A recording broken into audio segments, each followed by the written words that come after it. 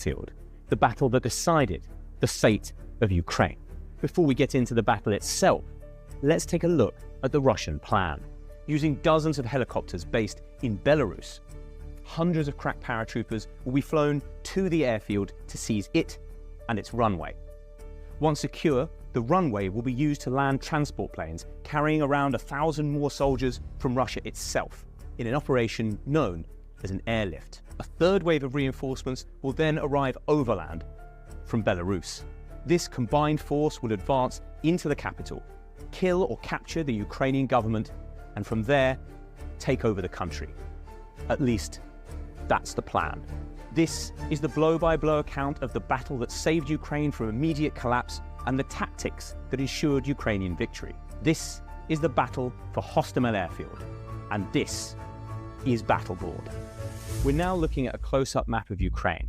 You can see the Belarus border and where the Dnipro River crosses it and how it flows down into the Ukrainian capital. And this is Hostomel Airfield, a large airstrip about 15 miles from the center. As the clock ticks over to 0900 hours, Putin's plan swings into action. At Bokov Airfield, a little outside the town of Mazia in Belarus, around 30 Russian helicopters get airborne. Among them are 10 K-852 attack helicopters and a handful of older Mi-24 attack helicopters, and 2 waves of Mi-8 transport planes, with 10 helicopters in each wave. On board the transports are 300 men from the 31st Guards Air Assault Brigade, otherwise known as the VDV, Russia's elite paratroopers, and the 45th Spetsnaz Brigade, the Kremlin's feared special forces.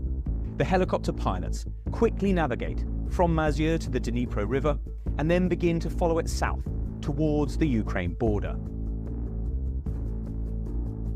Kiev has 2 large air defense sites scanning the skies north of the capital for threats. Even though Russia's missile barrage should have destroyed these sites, the helicopter pilots are taking no chances. They are flying very low, known as a nap of the earth approach, to pass underneath the Ukrainian radar. Around 9:30, they cross the border unnoticed and continue to follow the river south towards the Ukrainian capital. Emerging from the waterway, the helicopters skim the surface of the Kiev reservoir until they get within sight of a large dam just to the north of Kiev. At last, the Ukrainians spot them and air defenses immediately open fire, downing 1 Mi-24 and damaging a Ka-52, which crash lands. Already, it appears things are not going to plan for the Russians. Putin's security forces had assured him that the Ukrainians would not resist a Russian invasion. In fact, they would be thankful to get rid of their government and rejoin the so-called motherland. For that reason, the force on its way to Hostomel is not particularly large or well-armed. They face having to hold the airport for hours, at least, before reinforcements arrive, and even when backup gets there, they will all be surrounded.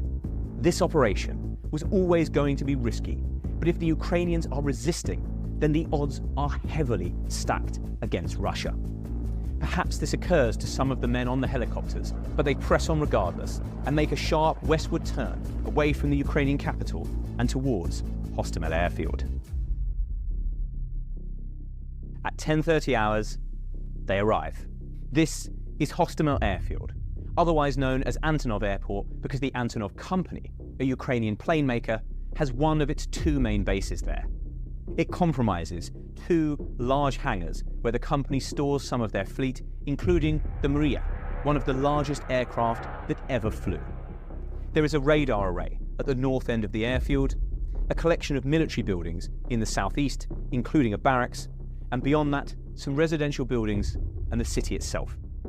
Then there is the all-important runway, a little over 2 miles long and made of reinforced concrete rather than tarmac to handle the Maria's weight.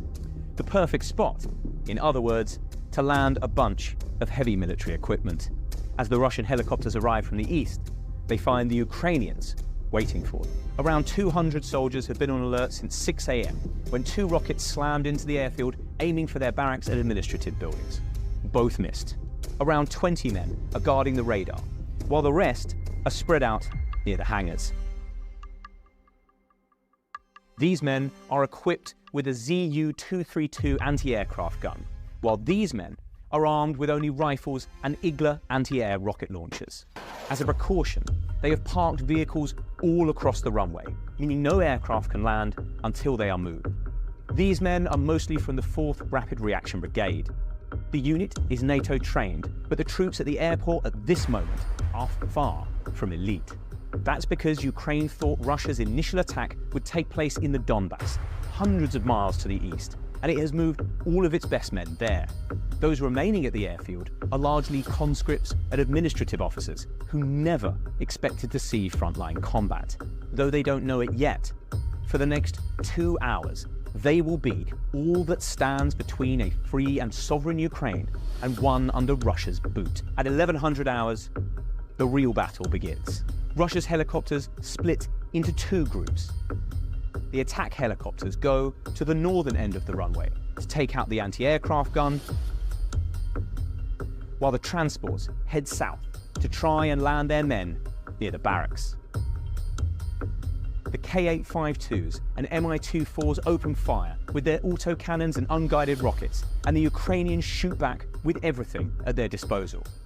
Within a few moments, one of the Ka-52s is shot down by an anti-air rocket. It crash lands in the middle of the runway, creating another obstacle.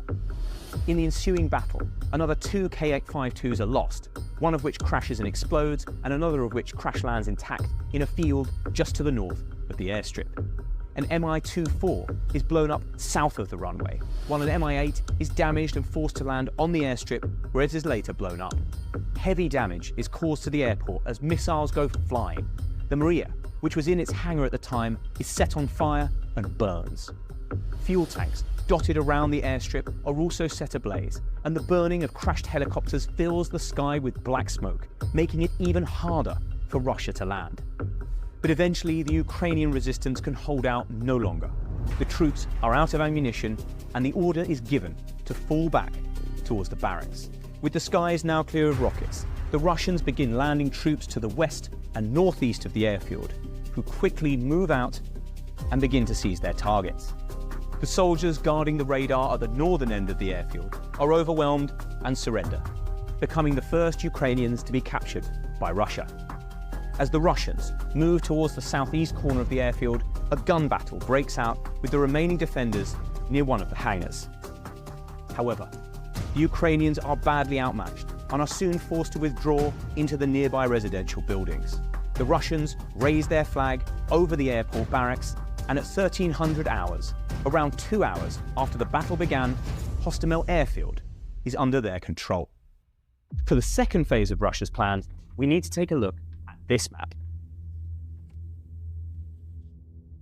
which shows a zoomed out view of Ukraine, Belarus, and Russia.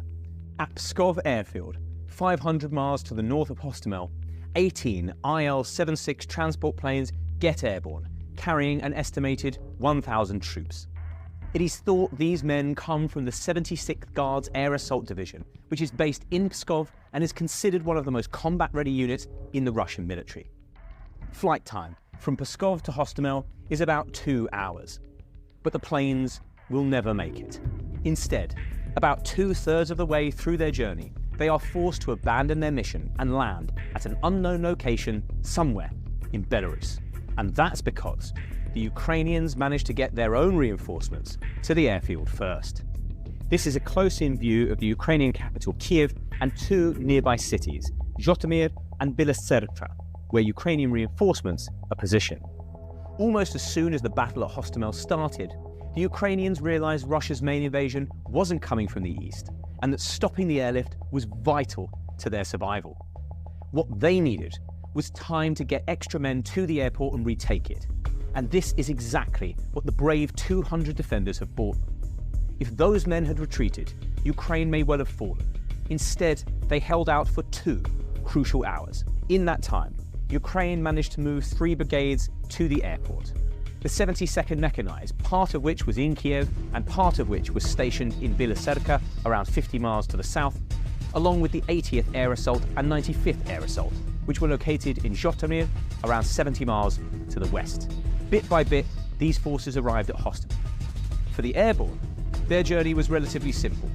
They loaded onto helicopters and flew the short distance, much as the Russians did. But for the 72nd, with tanks and artillery guns to move, the task was harder.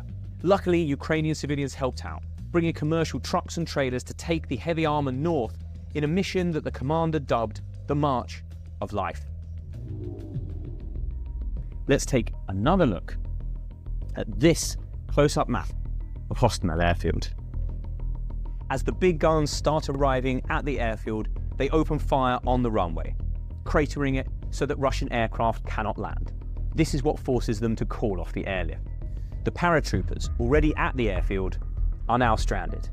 They have no heavy weapons or air support to hit back at the artillery with, and venturing out into the open is a no-go. Their only hope is to hold out long enough for the ground forces advancing from Belarus to arrive, so they dig in. A little after 1500 hours, the last of the Ukrainian reinforcements arrive. At 1530, Volodymyr Zelensky announces that the airfield is totally surrounded. With the world watching, he gives the troops the order to attack and retake it. The Ukrainian airborne move in from the west, and the 72nd Mechanized move in from the east, encircling Hostomel and quickly overwhelming the Russian defenders. Artillery, now backed by Ukrainian Su-25 bombers, unleash a salvo of explosives on the runway and put it out of action for good. Ukrainian Mi-24 helicopters join the fight, providing close air support to the troops on the ground, clearing the buildings. The Russians fight back, but they cannot hold out for long. The column of reinforcements they are waiting on has snarled up somewhere south of Chernobyl as poor logistics and Ukrainian attacks take their toll. No reinforcements are coming. Hopelessly outnumbered and outgunned, the Russian paratroopers are driven off the airfield and suffer heavy casualties. Those not killed in the fighting are chased into the nearby fields and lack the strength to mount any kind of counterattack. By 2100, the airport is fully back under Ukrainian control, and the fighting has stopped. It is not until the following day that the Russian armored column arrives. Rather than defend the airfield, the Ukrainians now withdraw, but shell the airport one last time to ensure it cannot be easily repaired. Hostomel would ultimately be as close to Kiev as Russia's troops would get. After leaving the airstrip, Ukraine set up a defensive line running through Hostomel and neighboring Bucha and Irpin, where they bogged the Russians down for weeks and inflicted heavy casualties. On April 1st, Putin's generals made the decision to withdraw from the area and all areas north of Kiev, giving up any hope of taking the Ukrainian capital and leaving plentiful evidence of war crimes in their wake. The battle for Hostomel was won. Russia was forced to refocus its war effort on the Donbass, where Ukraine thought it would strike in the first place. Putin thought he could take the whole country in just a few days, but more than 2 years later, the fighting continues. So, why did the Russian attack fail? Let's clear the board and talk about some of the tactics involved in the battle and why the Russian plan failed. The keys to the Kremlin's plan were surprise, speed, and sequencing. First, they had to capture the airfield without the Ukrainians realizing what they were up to. Then, they had to get their planes on the ground before Kiev could organize a defense. Finally, ground troops had to arrive at precisely the right moment so they could advance into the city and take over. Initially, the plan worked. Ukraine was not expecting an attack on the capital and did not see the helicopters cross the border. But from the moment the choppers were spotted close to Kiev, the Ukrainians guessed exactly what they were up to and moved to thwart their plan. So how did they work it out so fast? Because this was far from the first time the Russians have used this tactic.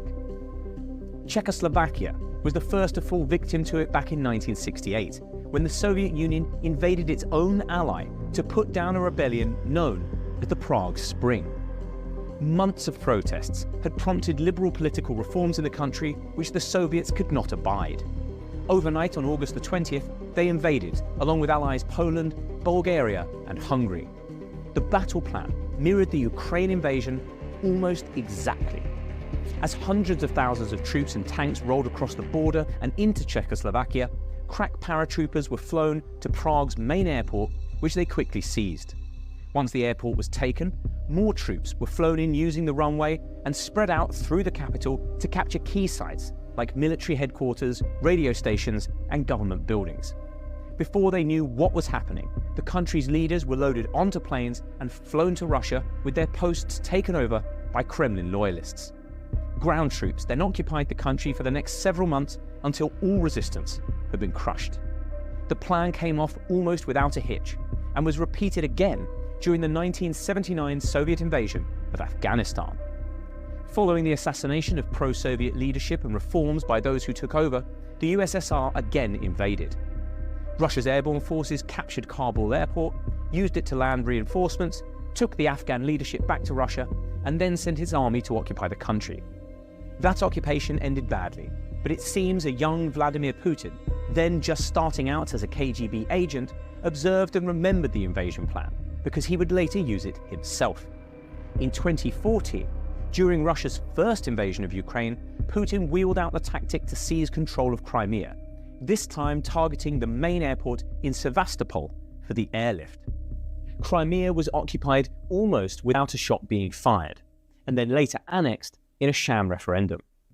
The West, stunned by the audacity of the move, imposed sanctions but did little else, handing Putin a near bloodless victory.